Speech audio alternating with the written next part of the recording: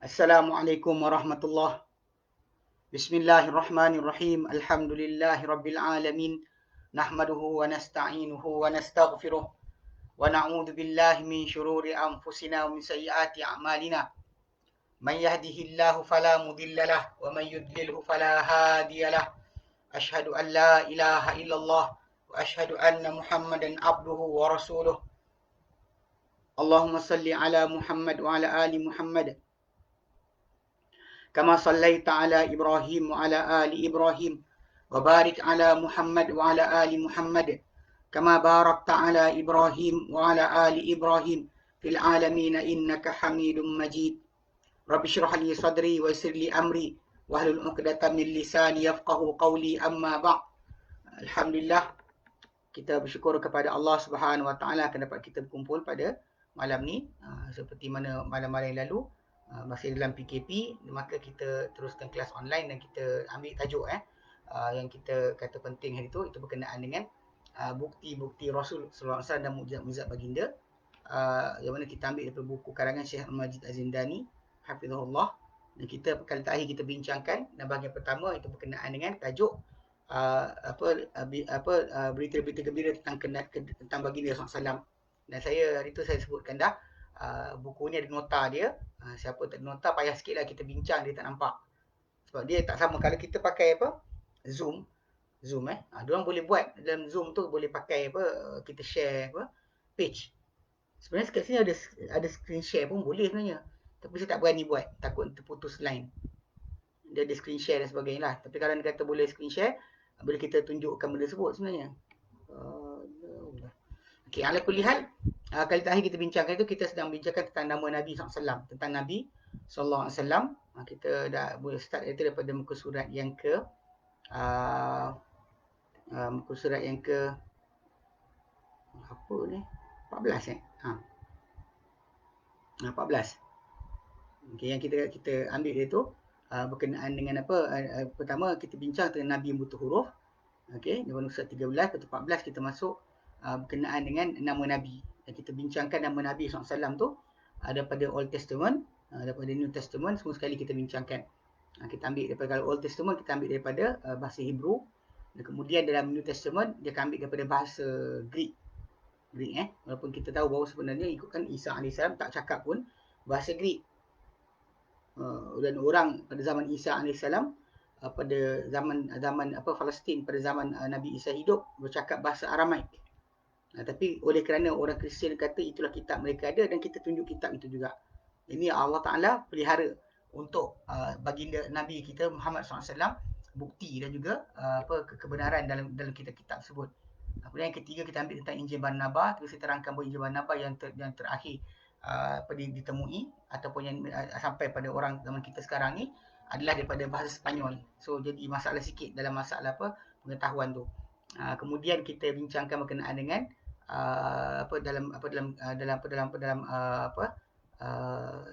kitab-kitab yang lama disebut oleh ulama-ulama Islam seperti Ibn Taymiyah rahimahullah, ataupun disebut oleh banyak di kalangan ulama-ulama kita yang terdahulu, Ibn Qayyim, sebutkan berkenaan dengan nama Nabi dalam kitab terdahulu yang pada zaman mereka masih lagi ada. Mereka gunakan untuk berdebat dengan orang Kristian dan juga Yahudi pada zaman berkenaan. So kita baca itu sampailah muka surat yang ke last sekali kita ambil itu yang buku Archbishop Mossel. Dia sebenarnya hari tu saya tak tunjukkan. Sebenarnya buku-buku tu ada macam ni Muhammad in the World Scriptures. Cuma cetakannya ini dia tak penuh. Dia ada dalam ni berkenaan dengan Nabi Muhammad SAW dalam dalam Old Testament saja. Dalam New Testament tak ada. Dalam New Testament dia tak masuk sekali ni. Kalau cetakan lama yang kat India ada. Itu yang penama penulis kan. Abdul Haq Vidyarthi. Okay. Kemudian yang Muhammad in the Bible tu ini Muhammad in the Bible yang nama dia Profesor Abdul Ahad Daud Daud Al-Ashuri, Muhammad in the Scriptures. This guy, nama dia ni, nama betul dia adalah Benjamin Keldani, Reverend Benjamin Keldani. So dia masuk Islam masuk Islam dia karang buku Muhammad in the Bible. So apa yang kita baca tu tentang penjelasan dalam kalimah yang dalam Bible tu, sebenarnya dia kata kalimah tu adalah Muhammad, bukannya macam dikatakan dalam terjemahan yang dibuat. Okay, so itu contohlah. Okay, jadi yang sekarang ni kita akan ambil dalam kitab Hindu. Yang dia kata Muhammad in the Parsi, Hindu and Buddhist Scriptures. Ini pun karangan daripada Abdul Haq Vidyarthi the same dia ni. The same author. Penulis yang sama Abdul Haq Vidyarthi tu nama dia. Okey. Dulu saya beli kat Sahabat Islam Media. Tak tahu sekarang ada lagi tidak. Dulu dia ada. Okey, baik. Ke sehari kita sambung muka surat yang ke-19. Ke-19 atau 18 muka 18 tolak muka depan muka 18. Okey. Dia kata kelima dan sesungguhnya telah datang sebutan nama Nabi sallallahu alaihi wasallam dalam kitab suci di sisi orang-orang Hindu. Akan datang kitab Samaveda yang nasnya saya tak boleh baca Okey, dia kata Ahmad acquire religious law syariah from his Lord, and this religious law is full of wisdom. I receive light from him just as from the sun. Dia kata Ahmad menerima perundangan keagamaan dari Tuhannya dan dia dipenuhi dengan kebijaksanaan, dan aku menerima cahaya daripadanya sebagaimana menerima daripada matahari. Ini dalam bukunya dia, dalam buku yang merah ni memang ada disebutkan berkenaan dengan teks tersebut. Memang teks tu ada dalam buku ni. Yang kita kata bila diorang tak suka pun tetap dalam ni ada. Sebab tu kenapa Abdul Vidyarthi tu dia pada zaman dia mengarang tu dia alim kitab Veda. Dan kitab Veda isi orang Hindu atau kitab-kitab suci mereka, pengikut mereka yang ada sekarang ni tak boleh baca. Dia kan tak boleh baca kerana tak reti baca. Dia ada peraturan bahawa yang boleh baca tu hanya orang berkasta tertentu sahaja. So itu problem sebenarnya pada masyarakat Hindu di Malaysia pun, yang macam saya sebut tu kan, bila Dr. Zakir Naik hafizahullah, dia datang sebutkan benda macam ni. Di sisi orang-orang Hindu di Malaysia ni ada sikit rasa tak puas hati, sebab kalau bila orang bukan kasta yang Brahmin quote daripada kitab-kitab suci, orang-orang yang kasta bawahan tak boleh buat apa. Dan memang kita benda ni bukan kehinaan, tapi fakta berkenaan dengan kebanyakan orang India yang datang ke tanah Melayu dahulu di bawah Inggeris adalah daripada kasta bawahan. Tapi kita dan Islam tak pernah pandang mereka bawah. Mereka masuk Islam, mereka jadi sama taraf dengan kita. Tapi dalam agama mereka tak boleh nak keluar. So kasta ni adalah agama. So diorang tak boleh lari daripada kasta tersebut. Diorang terpaksa terikat. Sebab kalau lari daripada kasta, lari daripada agama lah. So itu dan datang dalam kitab Veda mereka sendiri, kitab Purana yang datangkan berkenaan dengan pengertian tersebut. Okey, tu contoh Baik. Kemudian yang keenam, ni nama Nabi lagi Dia kata dan telah datang dalam kitab Antra Veda, kitab suci di sisi orang-orang Hindu. Dia kata dia sebut kat situ. Dia kata dalam dia tulis itu daripada tulisan dia. Dia rangkap tu, dia tulis rangkap 6. Yang tadi atas tu rangkap 6 bahagian kedua. Ini juzuk 20 fasal 127 rangkap 1 sampai 3. Dia kata all people. Terjemahan bahasa Inggerisnya all people, wahai manusia sekalian. Dia kata dengarlah, dia kata listen to this emphatically. Dengarlah dengar kepada ini emphatically, sungguh-sungguh. The man of praise. Mana dan itu nama Muhammad lah sebenarnya. The man of praise ni, the name of Muhammad literally means praiseworthy in Arabic. Dia kata will be raised among the people. Akan dibangkitkan di tengah-tengah orang ramai. We will take the immigrant in our shelter. Kami akan bawa selamatkan. Kami akan letakkan pelarian. Dia immigrant tu orang berpindah sebenarnya. Dia bukan refugee. Kalimah tersebut tu bukan pelarian. Immigrant ni orang berpindah. Digunakan muhajirin. Ni akan kita kata bila kita sebutkan tentang tu mungkin kena betulkan orang-orang yang berpindah bukan pelarian. So imigran tu bukan pelarian. Sebab orang yang datang berpindah daripada satu negeri ke tempat lain. Kata Nabi SAW bukan pindah kerana ketakutan. Akan bagi pindah kerana diperintahkan oleh Allah Subhanahu Wa Taala. Sebab tu kalau ada orang samakan Nabi SAW dengan pelarian, itu adalah salah. So ini terjemahan yang kat situ tu silap Sebab tu ini terjemahan yang ada bukan pelarian Dia kata kami akan take the immigrant in our shelter. Kami akan letakkan orang-orang yang berpindah itu dalam jagaan kami. Jagaan kami from 60,000 daripada 60,000 and 90 60,000 orang enemies whose conveyors are 20 camels and she camel, yang dia punya daripada 60,000 90 orang yang mana musuh yang mana berkenderaan 20 ekor unta dan seekor unta betina. Okey. Maksud dia ni sebenarnya ada relate kepada jumlah orang-orang musyrikin Mekah pada zaman Nabi SAW. Jumlah mereka yang tinggal di Mekah tu atau musyrikin Mekah tu datang kejar Nabi tu jumlah mereka 60,000 90 orang. Dan jumlah kenderaan yang kejar Nabi pada ketika Nabi SAW berpindah adalah 20 ekor unta. Seekor unta betina. Yang Muhammad ni yang ketinggian kedudukan menyentuh langit dan merendahkannya. Dia kata daripada kata his loftiness of position touches the heaven and lowers it. Merendahkan langit. So ini dalam kat situ memang nama Muhammad tu disebut, lelaki terpuji. Muhammad tu maksud dia orang yang terpuji. Orang yang terpuji. So tapi kat sini translation dia orang terjemahkan kepada sifat, sedangkan dia datang dengan nama. Dia datang dengan nama. Okey, itu nombor 6. Nombor 7. Siapa ada buku, tengok buku tengok kitab. Pusat ke-19. Nombor 7, dan dia kata telah datang dalam kitab agama Hindu yang lain, iaitu Bhavisha Puranam. Dia ada Bhavisha Puranam Dia kata apa? Dia kata dia punya wording tu banyak, panjang panjang. Dalam kata-kata tersebut dia kata Malika. Malika ni adalah seorang yang berasal negeri asing. Belonging from the foreign country and speaking foreign language. Spiritual teacher. Guru kerohanian. Will appear with his companion.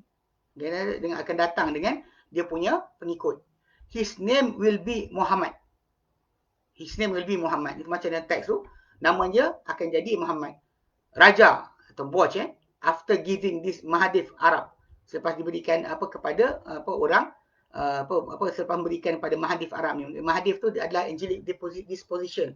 Gelaran Mahadev tu adalah gelaran bagi kemuliaan. Okey, orang yang suci. A bath in Panchagavya. Memberikan mandian dalam Panchagavya. Panchagavya ni kalau ikut kepada asal orang Hindu punya amalan dia Panchagavya tu 5 penyucian. Dia macam ni. Susu lembu, campur lemak, campur minyak sapi lembu, campur air kencing lembu, campur tai lembu, dan satu lagi saya ingat. Dia 5 benda. Panch tu 5. Gavya tu dia orang kata mandian dalam Panchagavya. Tapi dalam terjemahan tu dia beritahu bahawa benda ni dalam bahasa Hindu dia lebih berbentuk simbolik. Dia bentuk simbolik. So dalam kata-kata ni 5 pembersihan tu petunjuk kepada solat-solat yang 5 yang orang Islam bersuci dengannya berdosa setiap hari. Mana diberikan kepada Nabi tersebut ni. Dipetik ni daripada One God, One Creed. A brief analysis under a current of Indian thought oleh T. Muhammad. Maka teks-teks Parsi dan Hindu akhir tajuk ni diambil daripada buku Muhammad in the Parsi, Hindu and Buddhist Scripture. Mana teks Hindu, teks tu diambil dari sini. Daripada buku ni dikeluarkan balik. Pasal dalam buku ni memang kalau kita buka dia akan ada dia letakkan sebelah satu bahagian teks Hindu, kemudian kemudian dia akan letakkan ni macam dia kata kat sini kan. Kita tunjuk kan. Dia akan letakkan teks dalam bahasa Sanskrit, kemudian diterjemahkan kat bawah tu. Kemudian dijelaskan. Okey. So ini ada ni Okey, baik. Okey, so jadi dari situ memang datang nama Nabi telah ada. Sebab tu kenapa bila kita sebut tentang Muhammad sallallahu alaihi wasallam, nama baginda dalam kitab terdahulu telah pun wujud. Sebab tu bila baginda datang, banyak di kalangan orang-orang yang alim ataupun ahli kitab dia tahu. Kan? Macam orang sebut dalam surah Asy-Syu'ara.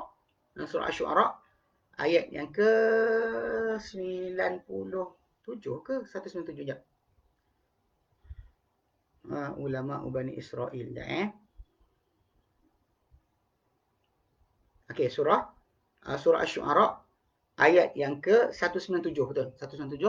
Allah Ta'ala nyatakan awalam yakul lahum ayatan. Tak jadikah kepada mereka bukti, kepada orang-orang musyrikin ni bukti. Ayya'lamahu ulama Bani Israel. Bahawa kenal Muhammad ini ulama-ulama Bani Israel. Maka dalam ayat sebelumnya wa innahu lafi zuburil awwalin, dan ia ajaran Muhammad ini telah ada dalam kitab-kitab terdahulu. Nanti kita depan sikit kita akan lihat bagaimana hatta keadaan pengikut Muhammad berjanggut pun telah disebutkan dalam kitab terdahulu. Baik, itu bab berkenaan dengan nama Nabi. Dia sambung berikutnya. Muka surat ke-19 Nasab baginda sallallahu alaihi wasallam. Nasab baginda sallallahu alaihi wasallam. Okey. Sayyidina Ibrahim dan anak baginda Ismail alaihi wassalam.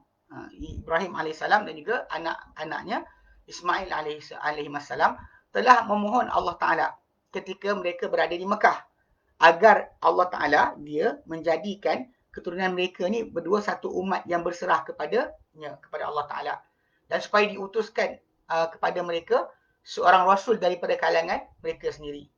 Dan Allah Subhanahu Wa Taala telah menyebut doa mereka berdua melalui firman-Nya dalam surah Al-Baqarah ayat yang ke 12 surah Al-Baqarah 128 sampai 129. 127 18 19. Allah nyatakan dalam ayat berkenaan, a'udzubillahi minasyaitonirrajim. Wa idh yarfa'u Ibrahimul qawa'ida minal baiti wa Ismailu rabbana taqabbal minna innaka antas samiul alim. Dan ingat letak kala mana mengangkat Ibrahim akan binaan daripada Baitullah tu, daripada bait. Mana Ibrahim angkatkan binaan. Wa Ismail pun angkat binaan bersama bapa dia.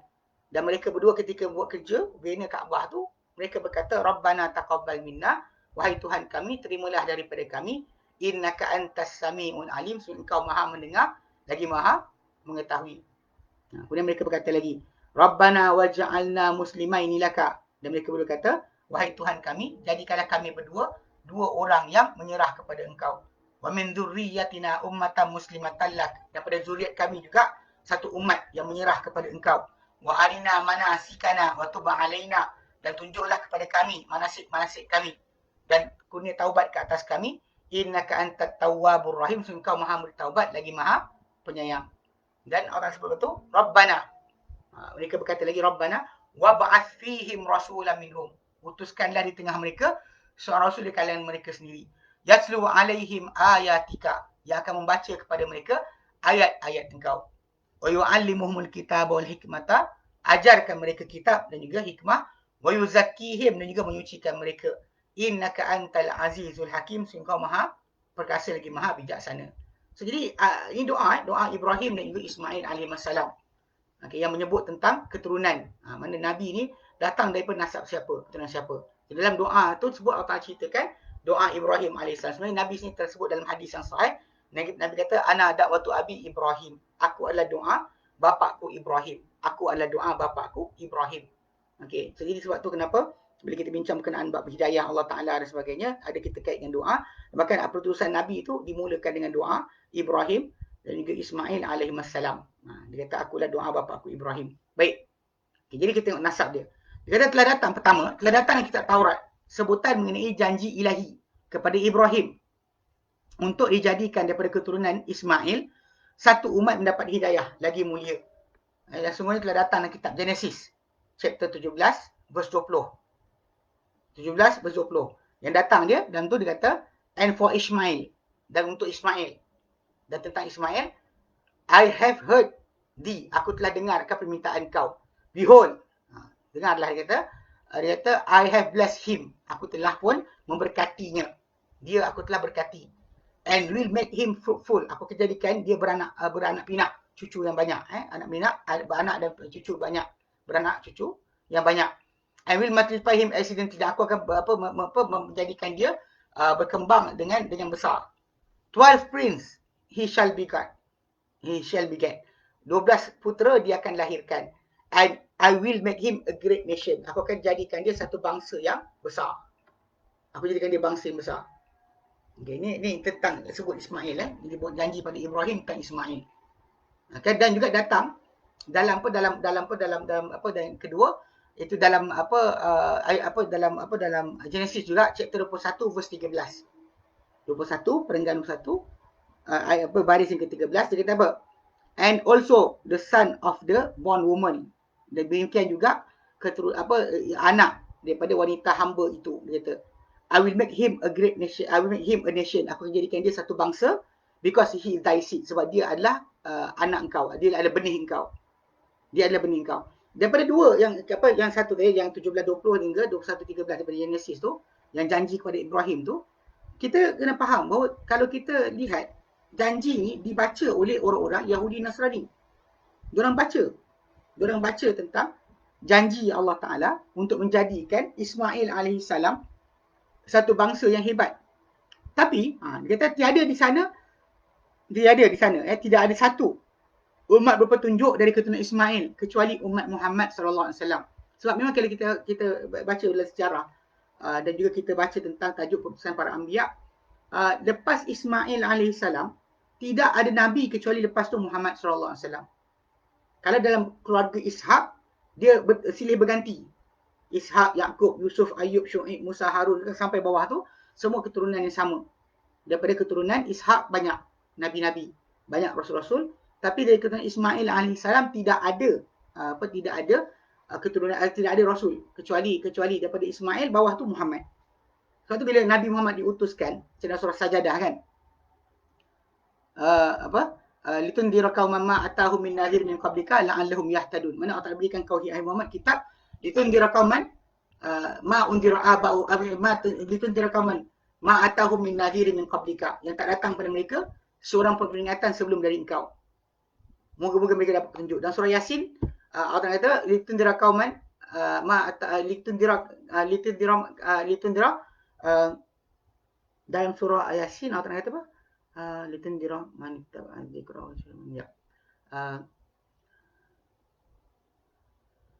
Itu dalam surah dalam surah Yasin ada, dan surah Sajadah pun ada. Dan surah Sajadah dia ayat tu berbunyi litundira qauman ma atahum min nadhirin min qablika la'allahum yahtadun. Dalam surah Yasin litundira dalam surah Yasin ayat lain sikit. Ya. Bunyi ayat surah Yasin tak sama dengan surah Sajadah. Dalam surah Sajadah ma undira aba'um fa hum ghafilun. Litundira qauman ma undira aba'uhum, untuk kau ingatkan satu kaum yang tidak diingatkan atuk nenek mereka. Mana maksud dia? Sebelum daripada Nabi tidak ada siapa diingatkan. Dalam surah Yasin ayat yang ke-6. Surah Yasin yang ke-6. Kalau dalam surah Sajadah ma atahum min nadhirin, ma atahum min nadhir. Min nadhirin min qablika, min nadhirin min qablika.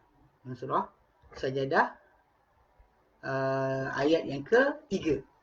Dalam surah Yasin ayat ke-6, surah Sajadah ayat ke-3. Memang dengan terang Allah Ta'ala nyatakan bahawa Muhammad SAW di antara dia dengan Ismail AS tidak ada rasul. Dan memang kalau benda ni fakta, kalau kita lihat dalam keturunan Ismail, mana ada bangsa hebat.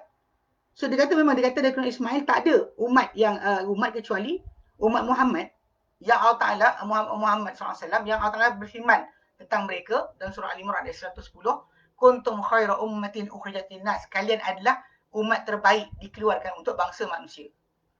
Maksudnya melahirkan bagi faedah bangsa manusia, umat Muhammad yang terbaik. Memang tak ada pun. Sebab tu kalau kita kata dari segi ketidakpuasan hati orang Kristian atau Yahudi yang tak nak terima Muhammad sebagai rasul, dia dihujah balik oleh Bible, oleh Old Testament. Dalam Genesis tu jelas-jelas terang-terang janji Allah Ta'ala untuk jadikan keturunan Ismail bangsa yang hebat, dan tidak ada daripada keturunan Ismail bangsa yang hebat kecuali Muhammad SAW. So basically dia tak ada hujah untuk menolak Muhammad ni utusan Allah Ta'ala. Sebab tu bila kita kata diorang kenal Nabi macam kenal anak, macam dalam surah ayat 146, surah Al-Baqarah kan, alladina atainahumul kitab, orang yang kami beri mereka kitab, ya'rifunahu, mereka kenal Muhammad, kama ya'rifuna abna'ahum, macam mereka kenal anak mereka sendiri. Benda tu basic dia kepada masalah tak ada. Memang dapat janji tu ada, untuk keturunan Ismail, tapi tak ada nation, tak ada bangsa yang berpetunjuk di kalangan mereka kecuali lepas daripada Muhammad sallallahu alaihi wasallam. So ini dalil bahawa Muhammad memang utusan Allah Taala. Kalau bukan Muhammad, siapa lagi? Siapa lagi nak tunggu? Sampai sekarang tak datang lagi tau. Kalau bukan Muhammad tak ada dah. Tidak ada lagi. Itu faham. Okey, itu 1 dan 2 daripada Genesis.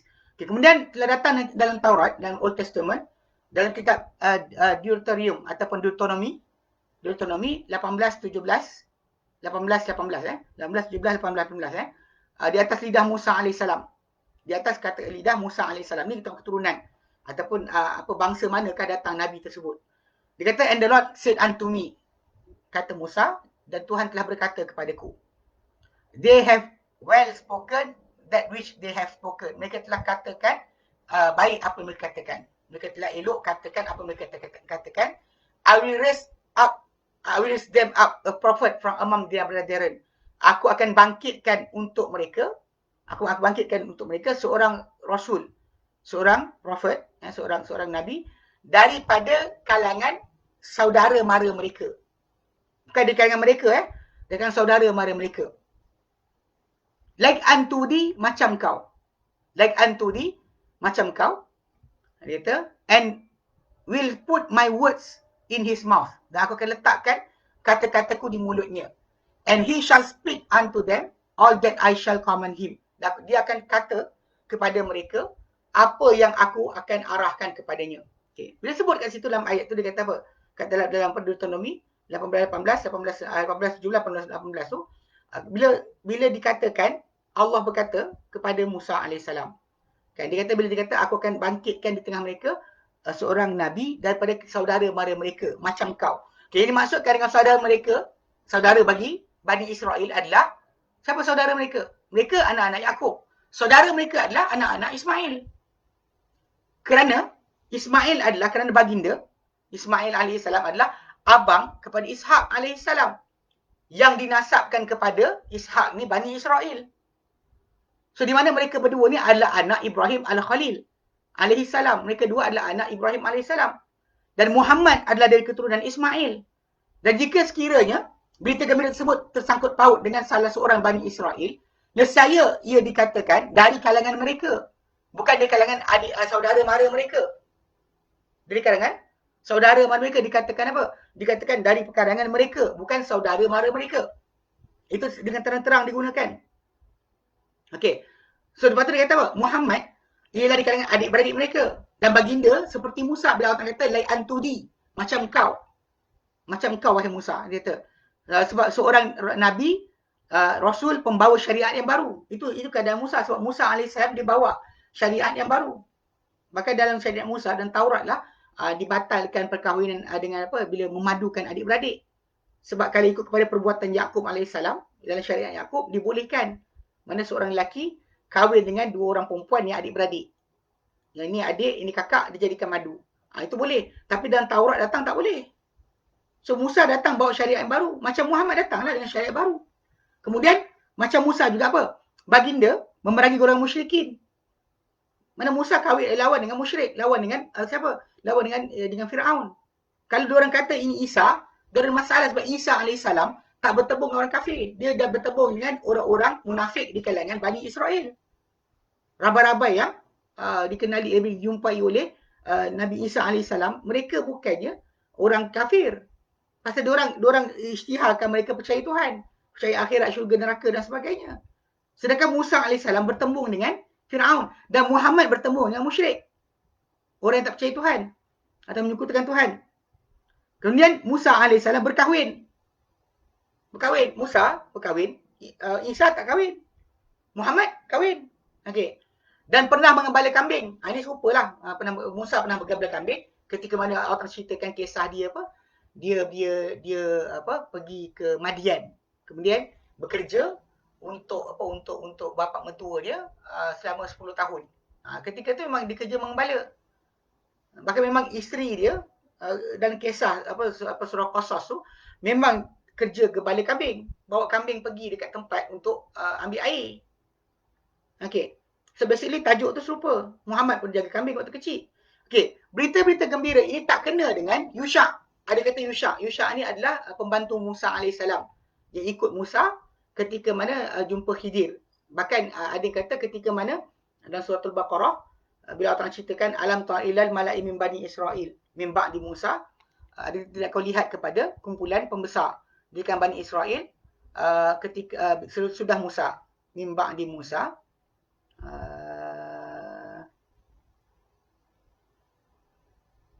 Okey. Okey, surah Baqarah ayat yang ke-246. 246 kisah Talut. Okey, dia pada sampai 251. 246 sampai 251 yang mula dengan kisah tidak kau lihat kepada golongan pembesar di kalangan Bani Israel ketika mereka berkata kepada nabi mereka sesudah Musa, ib'ath lana malikan nuqatil fi sabilillah, utuskan untuk kami seorang raja untuk kami perang di jalan Allah Taala. Dikatakan bahawa nabi yang mereka jumpa lepas Musa dah tak ada tu adalah Yusha bin Nun. Okay, jadi orang Yahudi dakwa Yusha bin Nun. Tapi kerana Yusha tak diwahyu kepada dia sebuah kitab, bahkan dia sebagai dia kata datang kitab Joshua 34:10 lepas daripada Musa AS tak ada, dia kata apa? And there arose not a prophet since in Israel like unto Moses, whom the Lord knew face to face. Dan tidak dibangkitkan seorang nabi semenjak itu pada Bani Israel macam Musa yang Tuhan kenal di depan-depan. Jadi kalau ikutkan kisah ni, tak boleh mereka apply kepada nabi-nabi lain yang mereka ada. So kita bukan menafikan nabi tersebut, tapi pasal dalam kata-kata berkenaan dalam Deuteronomy tadi, dia kata like unto thee, macam kau. Dan nabi yang dibangkitkan tu macam engkau. So jadi bila dikata macam Musa lah, mana yang lain datang yang cuba dikatakan oleh orang Yahudi, dia kata Yusha. Tak kena. Orang Kristian kata Isa pun tak kena. Okay, pasal tak kena dengan karakter yang disebut tentang Musa AS. Kemudian dia kata apa? Begitu juga berita gembira tersebut tidak bertepatan dengan Isa. Sebenarnya didakwa oleh Kristian kerana baginda tidak pernah sama seperti Musa di beberapa sudut. So contohnya, baginda telah dilahir tanpa bapa.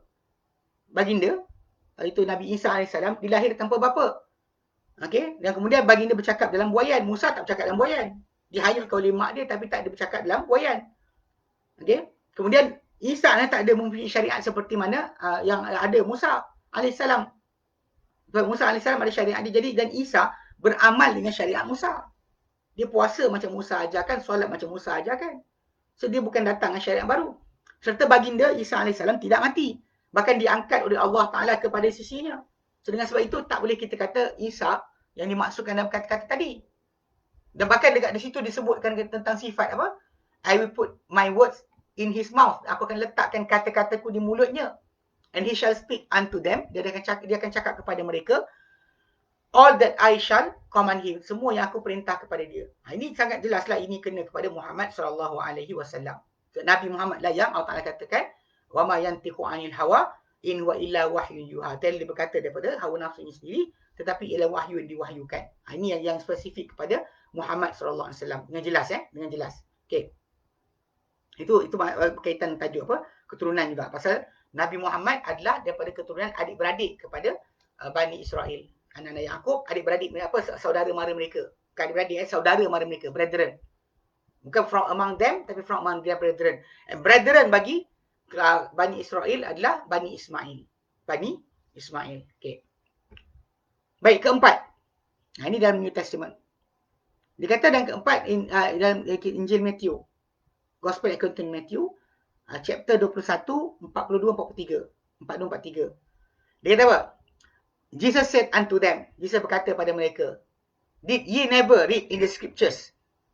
Dia kata, tidakkah kau baca dalam kitab-kitab that the stone which the builders reject, bahawa batu yang para tukang buat batu, buat binaan tu tinggalkan, is the same is become the head of the corner. Dia akan jadi batu sudut.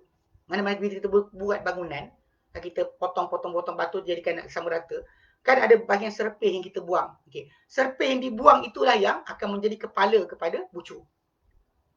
This is the Lord doing. Inilah cara perbuatan Tuhan, and it's marvelous in our eyes. Dan it is marvelous in our eyes. Dan dia adalah sangat menakjubkan di mata, ajaib di mata kita. Therefore, kerana itu, I say unto you, aku cakap pada kamu semua, the kingdom of God shall be taken from you. Kerajaan Tuhan akan dicabut daripada kalian. And given to a nation, bring forth the fruit thereof. Yang akan mendatangkan, membawakan, menghasilkan akan hasil-hasilnya. Mendatangkan akan hasil-hasilnya. Mana risalah tu dijanjikan akan dipindah kepada bukan mereka. Ni Isa sini cakap bahawa akan ditarik daripada mereka, diberi pada bangsa lain. Ini bermakna risalah akan berpindah daripada Bani Israel kepada umat lain. Oleh itu, Rasul yang diberitakan itu adalah selain Bani Israel. Bukan daripada keluarga Bani Israel. Tapi keluar daripada keluarga Bani Israel. Dan kita tahu bahawa ia berkait dengan doa Ibrahim. Ia berkait dengan kisah Musa. Ia berkait dengan kata-kata Isa AS. Okey. Jelas Okey. Kemudian tempat kebangkitan baginda SAW. Di manakah baginda akan dibangkitkan? Diutuskan baginda di mana? Di negeri mana? Okey. Dia kata kat sini. Pertama dan Taurat. Di Taurat telah menyatakan dalam kitab Genesis. Chapter 19 sampai 21. Chapter 21. Verse 19 sampai 21. Dalam Genesis. Dia kata Taurat telah menyatakan tempat. Telah menyatakan tempat pada membesar padanya Ismail alaihissalam. Dalam Taurat disebut Ismail membesar di mana? Sesungguhnya telah datang dalam kitab Genesis. Dia kata apa? Dia kata and God opened her eyes, dan Tuhan telah membuka mata dia, itu Hajar. And she saw a well of water. Lalu dia melihat sebuah telaga telaga air. And she went, dan dia pergi and filled the bottle with water, dan dia isikan botol dengan kirba bekas airnya dengan air. And give the lad drink, dibagi minum pada anak dia, itu Ismail lah. And God was with the lad, dan dia Tuhan menyertai bersama-sama dengan budak tersebut, itu Ismail. And he grew, dan dia membesar. And dia kata and dwelt, dan dia menetap in the wilderness, di kawasan yang gurun, di kawasan gurun. And become an archer, menjadi seorang pemanah. And he dwelt, dan dia membesar, tinggal. Dia kata in the wilderness of Paran. Dan di kawasan pendalaman gurun Paran. Okay. And his mother took him a wife out of the land of Egypt. Dan mak dia bawakan isteri untuknya daripada tanah Mesir. Okay. So dekat sini, Nabi SAW telah mengisyarat kepada Ismail bahawa dahulu baginda adalah seorang pemanah.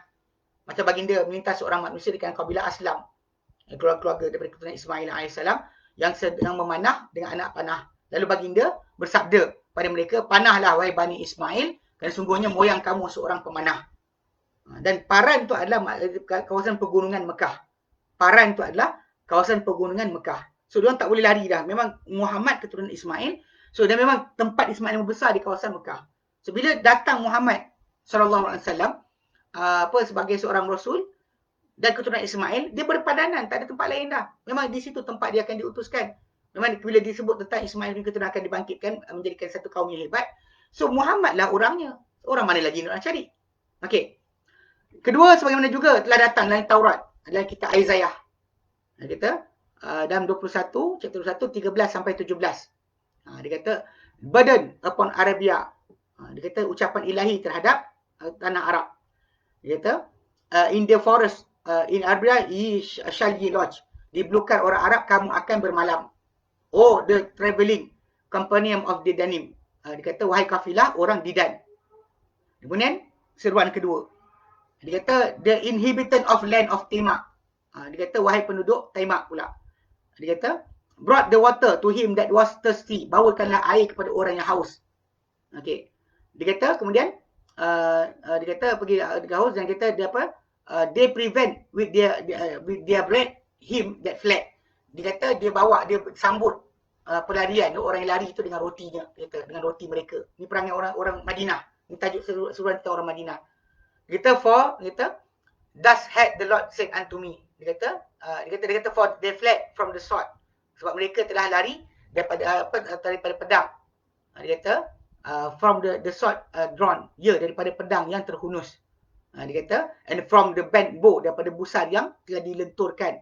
Dia kata, and from the grievousness of war. Daripada kehebatan peperangan. Okay. For thus had the Lord said unto me. Oleh kerana sebab demikian, Tuhan telah berkata kepadaku. Within a year, dalam masa tempoh setahun according to the year of an hireling, mengikut kadar, mengikut tempoh masa seorang prajurit upahan. All dia kata and all the glory of Kedar shall fail. Semua kehebatan Kaidar ni adalah keturunan Ismail AS akan habis. Ini dituju pada orang Mekah. And dia kata residue of the number of the archers, orang pemanah yang hebat, yang of the mighty men of the children of Kedar, mana dia kata pemanah-pemanah yang gagah perkasa daripada Bani Kaidar akan tinggal sebelah kecil sahaja, kata. And shall be diminished, dan dia akan jadi makin kecil, because dia kata for the Lord God of Israel has spoken, kerana Tuhan Allah Tuhan Allah Israel telah mengatakannya, Tuhan Israel telah mengatakannya. So dia kata sebenarnya kita faham apa maksud dia kata wahyu daripada tanah Arab. Ini adalah pengumuman tentang tempat ataupun umat yang akan keluar daripada Rasul yang membawa wahyu Allah kepada manusia. Sebab ini kita patah balik ada kisah sebut, sampai ada kisah tentang orang Madinah pun, tentang mereka akan sambut Nabi, dibayangkan disebut dalam tu. Macam Nabi nanti yang terakhir itu akan berpindah ke Madinah. Okey, jadi memang disebutkan berkenaan dengan wahyu, dan memang lepas tahun Nabi berpindah ke Madinah. Tahun kedua kan kekalahan berlaku pada orang-orang musyrikin Mekah, dan kekuatan mereka menjadi jatuh. Sebab tu bila Nabi SAW kan pindah ke Madinah, tahun kedua berlaku perang Badar, lepas tu ketiga perang Uhud, lepas tu perang Ahzab, lepas tu masuk tahun ke-6 kan bila Nabi pergi dengan ke Mekah untuk masuk tunaikan umrah. Ketika tu orang musyrikin dalam keadaan lemah, sebab tu mereka tawarkan kepada Nabi untuk berdamai. Tahun ke-6 Hijrah tu, yang sebahagian para sahabat mendakwa itulah Al-Fathu. Banyak orang mengatakan Al-Fathu itu adalah penaklukan Mekah, tapi dia kata tak, penaklukan yang Fathu itu adalah bila mana orang-orang musyrikin Mekah terpaksa buat perdamaian dengan Nabi SAW untuk tempoh 10 tahun, daripada tahun ke-6 Hijrah tu. Dan daripada situlah umat Islam mula aman untuk keluar masuk Mekah. Bahkan lepas daripada tahun ke-6 itulah masuknya Islam, Khalid bin Walid masuk Islam, Amr bin As masuk Islam ramai. Orang-orang yang asalnya nak masuk Islam tak masuk Islam, tapi dia masuk Islam ketika lepas perjanjian Hudaibiyah. So dekat situ kita dapat lihat orang-orang musyrikin Mekah menjadi makin lemah. Itu yang dikatakan golongan pemanah yang hebat di kalangan Bani Kaidar akan menjadi sedikit, jumlah kecil ditinggal. Itu betul-betul sebiji macam mana berlaku apa yang kepada orang-orang musyrikin Mekah bila Nabi telah berhijrah. Jelas Baik. Ketiga, okey, dia kata dan penentuan lain dia kata lokasi Nabi akan diutuskan. Tadi sebut tentang masalah tempat Nabi akan keluar. Okey, kemudian dan kata telah datang penentuan lain bagi lokasi yang akan meninggi padanya dakwah yang baru. Akan naik tinggi suara seruan dakwah yang baru dengan syiar-syiar yang baru, seruan yang baru yang diangkat dari puncak-puncak gunung dan menyeru manusia kepadanya. Dan Taurat kita Isaiah 42 10 sampai 12. 42 10 sampai 12 ayat Isaiah. Dia kata sing unto the Lord a new song. Nyanyikanlah untuk Tuhan nyanyian yang baru. Nyanyikanlah untuk Tuhan nyanyian yang baru. And his praise, dan juga dia kata pujiannya, dia kata from the end of the earth, daripada hujung bumi. Dia kata, and ye shall go down to the sea, dan baiklah laut pun gemuruh. Mana laut pun berpasut bergemuruh dengan dan all that is therein, dan semua isi kandungannya, and the isle pulau and the inhabitant thereof, semua sekali. Let the wilderness, biarkanlah kawasan gurun, kata, and the cities, dan bandar-bandar, kata, kota-kotanya thereof, di sana, lift up their voice, meninggikan suaranya. The village of Kedar, those inhabit, demikian juga dia kata, dan juga desa-desa yang diambil oleh Bani Kaidar, dia kata tinggal. Let the inhabitant of the rock sing, biarkanlah penduduk-penduduk bukit batu, bukit-bukit kawasan batu, ni kawasan Mekah tu kan, bukit batu, menyanyi. Let them shout from the top of the mountain, biarkan mereka menyeru daripada puncak-puncak gunung. Let them give glory unto the Lord, biarkan mereka memberikan kebesaran kepada penghormatan kepada Tuhan, and declare his praise in the island, dan juga memberitahu pujian kepadanya daripada di pulau-pulau. Kalau kita lihat nyanyian yang baru ni, yang disebutkan nyanyian di sisi mereka adalah seruan untuk menyebut Allah. yang diangkat dengannya suara dari puncak-puncak gunung. Dan ini kalau lafaz ni disebut tak kena dengan apa-apa kecuali azan di sisi orang Islam. Sebab kalau orang ni pakai loceng tu ketung-ketang bukannya kaitan mengagungkan Tuhan. Orang ni pakai apa? Pakai trompet, ini pakai sekian, ini pakai siren. Tapi kalau umat Islam punya seruan itu betul-betul sebiji macam yang dinyatakan, maksudnya seruan baru untuk mengagungkan Tuhan. Ya Allahu Akbar daripada atas pegunungan, daripada semua tempat yang tinggi. Dan tak kena kecuali azan si orang Islam. Sebagaimana penduduk Sela dan tanah-tanah yang dihuni oleh Kaidar, kawasan tempat nama lama kawasan sebenarnya tanah Arab tu, ada tempat dan adalah tempat baru. Adalah tempat di semenanjung tanah Arab. Sela, tanah dihuni Kaidar ni adalah kawasan semenanjung tanah Arab. Semua itu menunjukkan kepada tempat risalah yang baru. Dan Rasul yang diberitakan adalah semenanjung tanah Arab. Tempat risalah yang baru dan Rasul diberitakan tu adalah semenanjung tanah Arab, bukan tempat lain.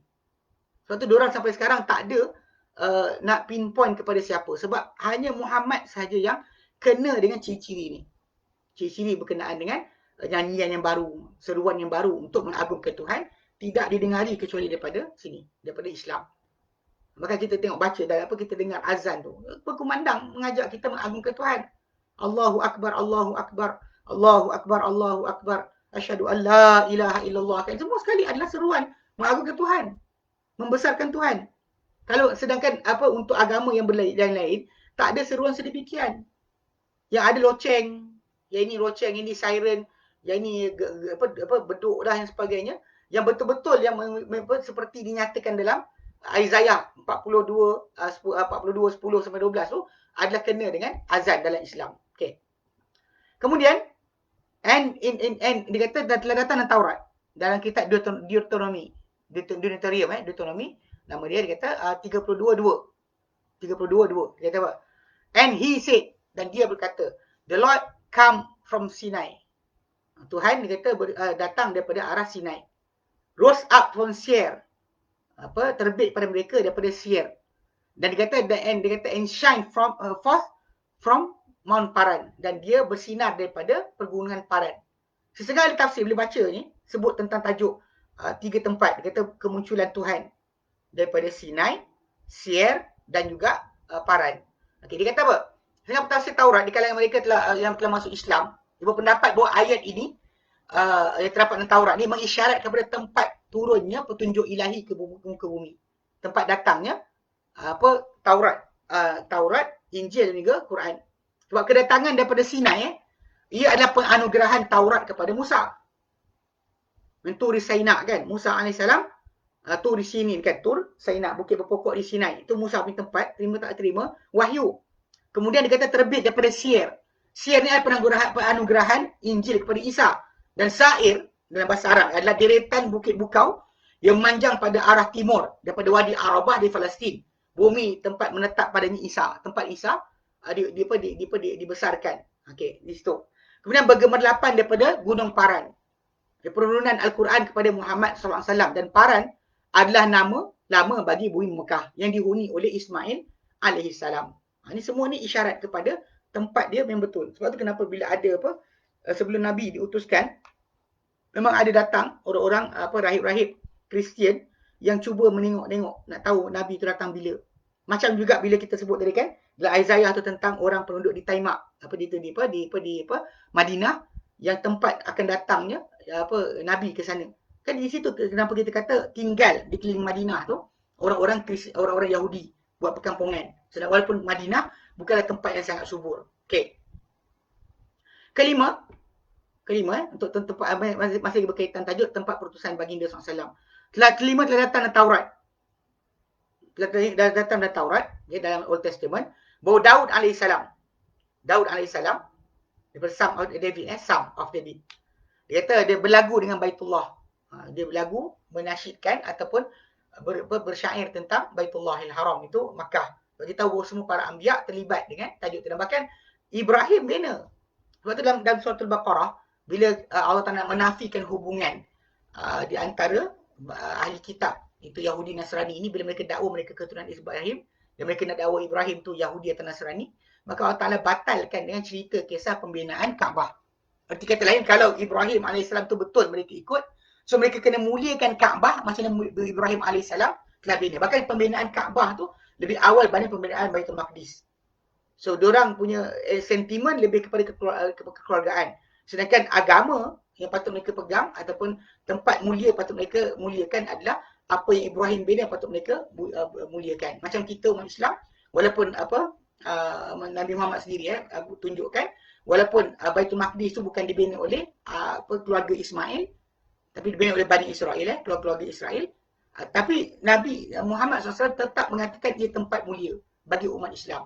Tapi orang Kristian atau Yahudi tidak melihat Baitullahil Haram macam tu. Walaupun mereka tahu yang telah bina Kaabah Al-Musharrafah tu adalah Ibrahim dan Ismail alaihissalam. Okay, so jadi kat sini Daud alaihissalam, para anbiya mereka bersih daripada perangai pengikut-pengikut yang tak senonoh ni. Jadi Nabi Daud pernah berlagu tentang Baitullahil Haram dan berharap agar dia berada di sana, dia berada dalamnya. Dan dia telah beralasan perkara tersebut dengan penggandaan ganjaran di situ. Dia cerita tentang Baitullah dalam Taurat, itu dalam Psalm of David. Mazmur 84 6 84 rangkap 5 6 7. Dia kata blessed, berbahagialah, dia kata, is the man whose strength in thee, orang yang kekuatan dia pada engkau, dia kata pada Baitullahil Haram tu, in whose heart are the ways of them, di mana hasrat dia untuk ziarah engkau, whose passing through the valley of Bakar, yang mereka melintasi lembah Bakar. Lembah Bakar tu memang lembah tersebut. Memang dalam Quran Karim pun ada sebut tentang nama Bakar tu, nama tempat di Kaabah. Nama tempat lembah yang mana berdekatan Mekah tu lembah Bakar. Okay, nama lama dia Makkah tu adalah Bakar. Dia kata make it the well. Dia kata dia kata yang berlintas pada lembah Bakar dan membuatnya menjadi tempat minum, tempat mata air, bermata air. The rain also filled the pools. Dan juga air hujan juga akan pada awal musim akan menyelubungi dan juga bawa keberkatan, isikan tempat tu. And they go from strength to strength. Dan mereka berjalan makin lama makin kuat. Every one of them in the Zion prayer before God. Dia kata hendak berhadap dengan Tuhan pada Zion. Zion ni bukan nama tempat di Israel tu. Ia lafaz dengan lafaz bahasa Inggeris Bukit Zion. Sedangkan dia kata makna Zion ni adalah tempat perhimpunan keagamaan yang hanya untuk menyembah Tuhan. Ataupun bandar berkelebihan semana yang datang seperti itu dalam kamus Webster 7 New Collegiate yang dikata yang telah disebut beberapa makna lain yang tak tepat tentang kedudukan geografi yang dapat disebut dalam nas-nas tadi. Sewaktu merujuk pada asal perkataan Zion. Bahasa Ibrani dengan jelas ia keluar pada akar kata maksud kering. Sifat dia padang pasir. Okay? Nama Zion tu kering dan tidak tandus, tempat yang tandus, gurun. Itu semua menunjukkan pada tempat yang digambarkan dengan kala-kala baginda. Itu Zion dengan bahasa Inggeris gurun di Mekah yang kosong, tandus dan kering. So itu yang kita faham bila Ibrahim tinggalkan Ismail dan juga Hajar dan Ismail. Kan dia kata Rabbi inni askantu min dzurriyyati. Wahai Tuhan, aku tinggalkan daripada zuriatku biwadin ghairi zar'in, pada satu lembah tiada tanaman, tandus. Itu maksud Zion. Inda baitikal muharram, di sisi rumahmu yang muharram, yang diberikan penghormatan. So, jadi dikata dan dalam naskah yang lama sebut lembah Bakar menjadikannya sebagai sebuah telaga atau mata air. Dia sebut lembah Bakar. Okey, lembah Bakar ni telah datang pernyataannya dalam Al-Quran Karim dalam surah Al-Imran ayat 97 sampai 99. Allah Ta'ala, Tuhan yang Maha Agung berfirman, Inna awal baitin wudi'a linnas. Sebenarnya rumah pertama yang diletakkan untuk manusia untuk penyembahan diri, lalladzi bi Bakkah mubarakah, benar-benar yang di Bakkah, itu di Mekah, yang diberkati, wa hudan lil alamin, petunjuk untuk sekalian alam. Fihi ayatun bayinat maqam Ibrahim, padanya ada bukti yang nyata tempat berdiri Ibrahim, batu tempat berdirinya Ibrahim alaihissalam. Man dakhalahu kana amina, barang siapa masuk ke dalamnya pasti aman. Ini jelas. Zaman dahulu orang Mekah ni tanah haram, dan siapa yang kita kata masuk ke tempat berkenan pasti akan selamat. Okey. Walillahi 'alan nasi hijjul baiti man istata'a ilaihi sabila, dan kepada Allah Taala, kerana Allah Taala wajib kata manusia menuju bait itu, Baitullah al-Haram, barang siapa mampu kepadanya sebarang jalan. Wa man kafara fa innallaha ghaniyun 'anil 'alamin. Barang siapa yang kufur, enggan, ingkar maka sungguhnya Allah Taala amat kaya ke atas sekalian alam. Okey. Jadi memang kita kata dengan jelas disebutkan. Dan Allah Taala menyebut tentang kekeringan lembah ini dengan firman-Nya, sebab tu dia menyatakan doa Ibrahim dalam surah Ibrahim ayat 37. Rabbana inni askantu min dzurriyyati. Dia kata, Tuhanku, aku beri tinggal daripada zuriatku biwadin ghairi zar'in, pada satu lembah tiada mempunyai tanaman. Inda baitikal muharram, di sisi rumahmu yang diharamkan. Ini di percerobohan. Memang diketahui bahawa lembah yang kering itu telah Allah jadikan pada telaga Zamzam, bila mana Hajar telah menetap padanya bersama anaknya Ismail, bersama-sama anaknya Ismail alaihissalam. Dan orang Arab Nasrani telah tercanggung, dia terkejut dengan nas tentang lembah Bakkah. Lalu mereka telah menyelewengkan sebahagian nas dan kitab suci mereka dengan cetakan bahasa Arab. Bila dalam kalimah English, diorang tak tukar Valley of Bakkah. Tapi bila dalam teks Arab, diorang tukar. Kan dia kata, Abina fi wadil buka. Mereka melintas pada lembah buka. Buka ni tangisan. Yusayrunahu, yang buang. Mereka tukarkan ia menjadi mata-mata air. Buka adalah tangisan. Sedangkan Bakkah adalah nama tempat. Mereka telah memadamkan lafaz ziarah dalam bahasa Inggeris, dan sebut diterjemah pada tadi. Mana dalam bahasa Inggeris tadi, menziarah padanya kan. Sebut tentang menziarah. Menghadap pada Tuhan, menziarah padanya. Menziarah tempat tu. Okay, jadi maksud dia yang apa dia kata tentang mengadakan ziarah datang pilgrimage. Dia tukar kalimah tersebut kepada ditinggalkan, tak letak. Sebab kalau letak dalam bahasa Arab, nampak kalimah tersebut kena padan dengan tuju ke haji di Baitullah. Dan dia kata tidak terdapat sebarang hubungan di antara lembah Bakkah dengan tangisan. Dan telah datang nama Bakkah dalam nas bahasa Inggeris dan dimulai dengan huruf besar yang menunjukkan bahawa ia adalah nama khas dan tidak menerima untuk diterjemahkan. Dia tulis Bakkah, B-A-C-A, ataupun satu B-A-K-K-A-H, Bakkah. Tersebut datang dengan nama atau pengertian sedemikian. Ini kita faham bahawa tempat yang tujukan, dimaksudkan tu adalah Baitullahil Haram. Itu berkaitan dengan tajuk tentang lembah tempat diutuskan Nabi akhir zaman. Itu dengan sangat jelas. Jelas. Hatta Daud AS pun duk sibuk menasyidkan tentang perkara berkenaan. Okey. Dia kata begitu juga telah datang dalam kitab Zoroaster. Okay, ini Zoroaster ni dia ni kalau ikutkan dia sebahagian pengkaji mendapat bahawa Zoroaster ni adalah Majusi. Tapi dia katakan Majusi lebih awal, ada kata ada Majusi ni lebih awal. Tapi Zoroastrian ni telah menzahirkan kemajusan dan membataskannya pada kurun ketiga Masihi. Sebab tu Nabi SAW tak menerima untuk daripada Majusi ni keadaan seperti ahli kitab. So Nabi suruh para sahabat, Nabi kata sanulahum sunata ahli kitab. Layan mereka macam layan kepada ahli kitab. Tapi tak boleh makan sembelihan mereka, tak boleh kahwin dengan perempuan mereka. Kalau ahli kitab, sembelihan mereka halal untuk kita. Macam dalam ayat ke-5 surah Al-Maidah. Tapi diorang yang Majusi tidak. Pasal mereka penyembah api, penyembah berhala. Tapi dalam masa yang sama, ada juga yang mengatakan bahawa dia ni Nabi. Wallahualam. Tapi kita kata dalam kitab suci mereka ada disebut tentang masalah tempat di mana diutuskan Nabi SAW. Okay, dia kata apa?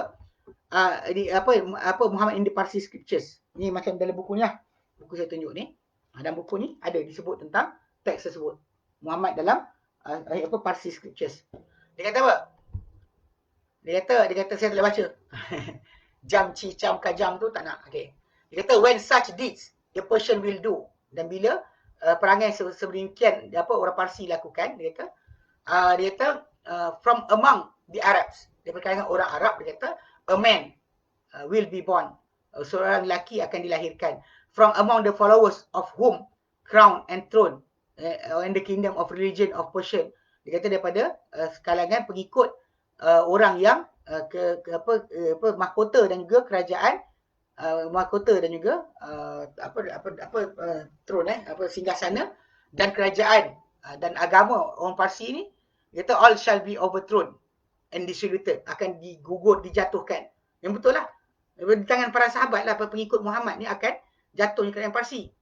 Dia kata and will be, dia kata the arrogant man subjugate, dan orang yang sombong akan dijatuhkan. Dia kata they will see instead of house of idols, dia akan lihat sebalik daripada apa, rumah untuk penyembahan berhala. Dia kata and the temple of fire, dan juga apa kuil api, the house of worship of Abraham. Dia akan bertukar menjadi rumah pengabdian diri macam Ibrahim yang datangkan, without any idols in it, dengan tanpa sebarang patung dalamnya. Dia kata the kiblah, itu tempat menghadap kiblat, and there will be a mercy for the world, dan dia akan menjadi, mereka akan menjadi rahmat untuk sekalian alam, and then they will capture place of the temple of fire. Then dia kata mereka akan mengambil alih, dia kata kuil-kuil api, dia kata Madain of Caspian, rumah apa dia kata apa Caspian, and they will surround the place of it, and Tas and Balak, dia sebut dengan tempat-tempat lain lah. The eminence of secret, dia kata and religious leader, dia kata will be a man eloquent, akan jadi seorang lelaki yang fasih bertutur, and his message will say, dia kata, dan juga dia punya berita dia, atau dia punya pesanan dia, or what he will say, dan apa yang dikatakan will be connected, akan dihubungkan. Ini semua dia datang tentang sifat ataupun tentang diutuskan Nabi SAW nanti di Mekah, bertukar tempat daripada penyembahan api dan juga berhala kepada rumah ibadat Ibrahim tanpa sebarang berhala. Itu yang kita kata yang memang berlaku seperti yang dikehendaki dan dinyatakan. Okey. Baik. Sifat Nabi. Ada satu lagi sifat Nabi. Okey, baik, kita berhenti sini. Sifat Nabi, nanti kita sambung pula. Pasal ada bahagian yang tentang sifat Nabi SAW. Tambahan lagi tentang sifat Nabi SAW. Bahkan dalam sifat Nabi nanti akan ada sifat tentang ajaran Nabi. Sifat Nabi ni dia ada 8 je. Sifat Nabi SAW dia ada 1, 2, 3, 4. Banyak ni. Dia ada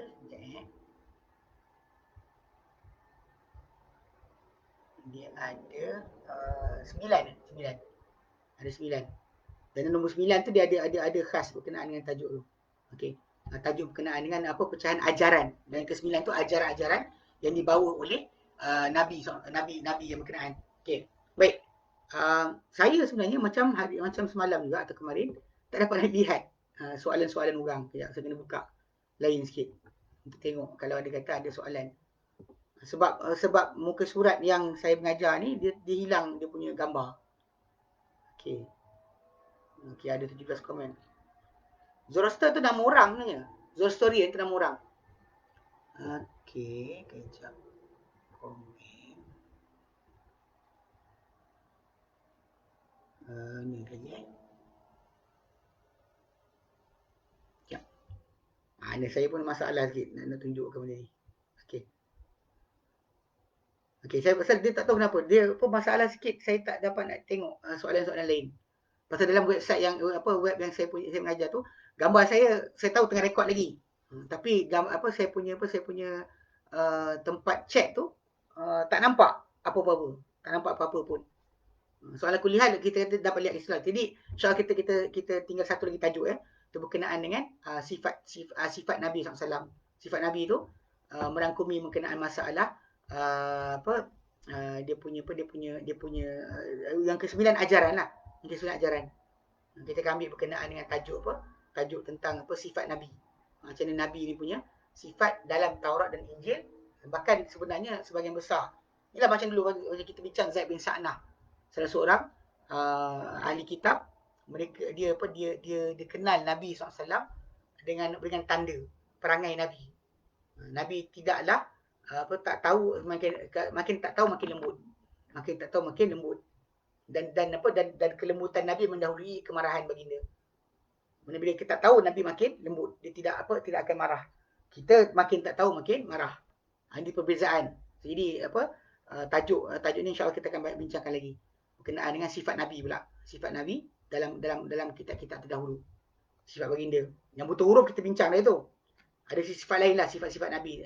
Tunggang unta, masalah Nabi SAW dibawakan hadiah kepada baginda, ufti-ufti. Disifatkan baginda ni emas daripada Yaman akan dibawa kepada baginda. Disifatkan baginda ni akan pikul pedang. Kemudian datang bahawa baginda ni adalah batu penyempurnaan bagi macam kata-kata Isa tu yang ia berpadan dengan sabda Nabi SAW dalam hadis Nabi yang ceritakan kedudukan Nabi sebagai bata yang terakhir. Okey. Kemudian datang juga tentang masalah hijrah Nabi SAW. Okey. Kemudian hijrah baginda ada datang panjang sikit tu. Kemudian berkenaan dengan sifat-sifat dia. Sifat Nabi SAW, kulit dia macam mana, lembutnya baginda macam mana. Kemudian datang berkenaan dengan dalam Isaiah ada banyak lagi. So, jadi insyaAllah nanti kita akan bincangkan tajuk tu lah. So tadi saya tak dapat nak tengok sebenarnya. Saya punya tak dapat nak tengok perbualan macam putus. Tak tahu macam mana nak buat. Okey, tapi ala kulli hal kita insya-Allah nanti kita akan harap supaya Allah jadikan kita punya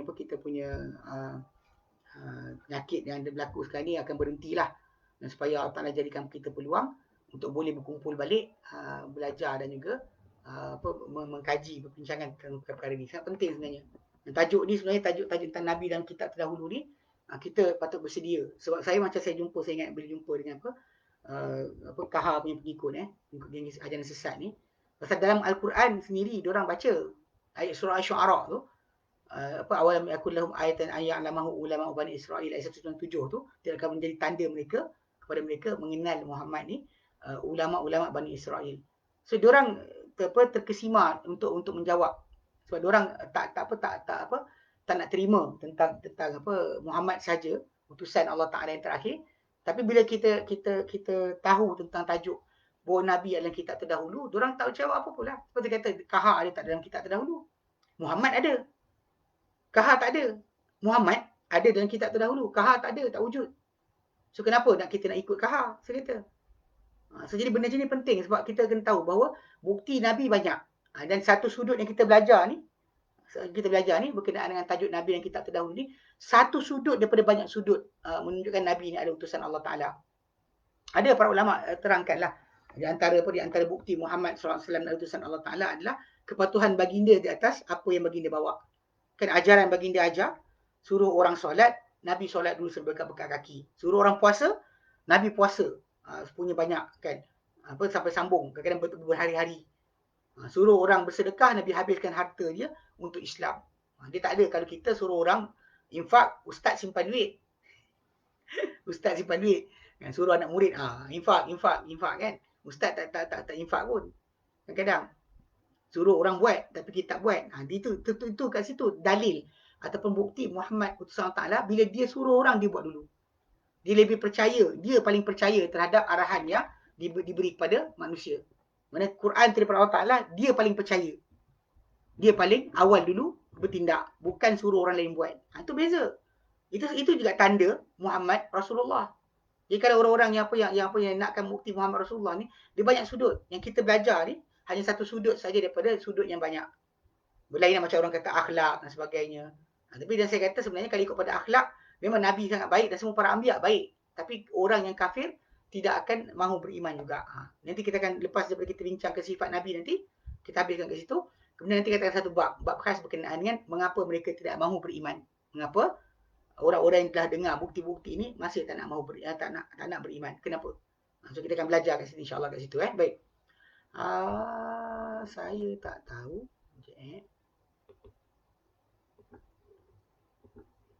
Kok dah ada tulisan ke? Saya salah sikit, saya tak nampak. Tak kenapa entah, kena update kot. Nak kena update apa nama? Kita punya benda ni tak tahu update apa dia tak. Ni pasal rumah saya streaming saya laju sebenarnya. 500 meg. Pelik juga kan. Atau apa sebab Allah alam. Dia jadi masalah sikit demi sikit kan. Bagaimana saya komplain banyak kot. Setiap kali bila save video kan gitu hantar pada Facebook, saya akan komen. Kalau diorang kata letak gambar hilang ke, macam saya ni tools hilang kan, saya akan komplain banyak. Allah alam kan. Jadi gitulah. Dan kita pesan pada semua yang ada hadir dalam kelas ni, Pesan pada semua orang lain, patuhlah kepada perintah kerajaan dalam masalah menjaga perjalanan sosial dan sebagainya, atau perintah kawalan pergerakan, untuk supaya berhenti daripada masyarakat kita ni penyakit tersebar. Tuan percayalah Rusia kata jumpa tu, semua orang kelang kabut nak cepat. Kita pun alhamdulillah, kementerian kita pun kata tak ada barang bukti lagi. Apa yang Rusia kata konon dah jumpa vaksin, tak ada pun tipu tajuk. Kita bukan masalah tu. Dan kadang ada orang yang salah faham, dia kata vaksin ni, tak ada vaksin pun sembuh. Sebenarnya, tajuk asal vaksin ni untuk sebelum kena. Bukan dah kena. Orang yang dah kena sembuh kat hospital tu, bukan sebab vaksin. Semua orang tahu siapa yang ngok-ngek pergi kata diorang sembuh sebab vaksin. Tak ada. Tak ada pun sembuh juga. Vaksin untuk prevention. Vaksin untuk prevention. Kalau boleh. Tapi dalam masa yang sama, benda berkenaan kita kata, yelah balik pada izin Allah Ta'ala. Kalau Allah Ta'ala tak bagi, tak bagilah. Kemudian masalah apa kita punya kawalan penyakit sekarang yang berlaku, sembuh tadi, dan juga tak tersebar besar, tak jadi macam Indonesia dan sebagainya. Sebab kita patuh pada penjarakan sosial. Rakyat Malaysia ni berperangai seperti hang tuah. Bukan macam hang jebat. Dengar cakap, dengar pada perintah kerajaan. Bukannya sibuk dengan nak konspirasi dan sebagainya. Kadang nak kata bodoh kan marah. Tapi itulah keadaan dia. Jadikan konspirasi sebagai agenda hidup. Sibuk dengan masalah, ni konspirasi, ni konspirasi. Kita bincang masalah realiti.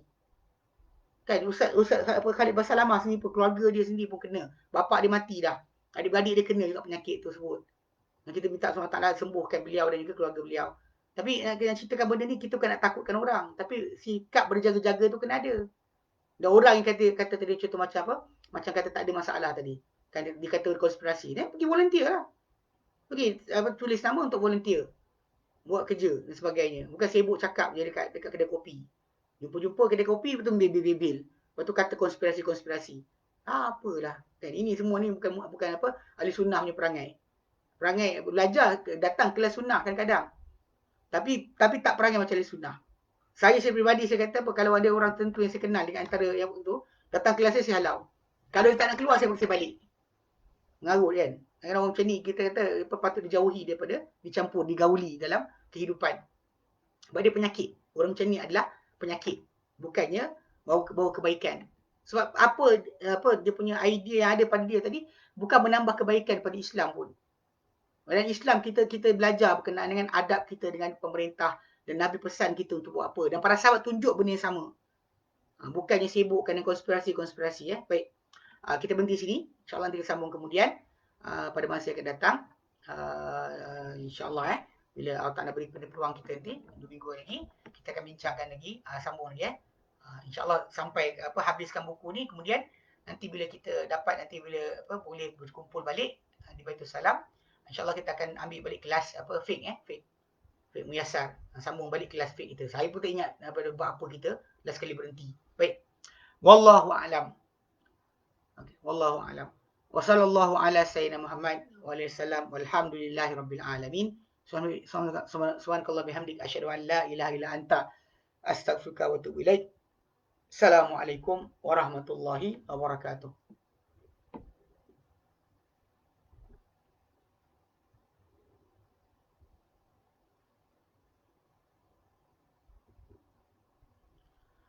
Boleh ke macam ni ke? Oh, boleh ke? Oh, macam ni lah. Kalau saya share macam ni, tuan-tuan nampak kot. Nantilah. Lain kali kita buat. Boleh juga. Okay. Wallahualam.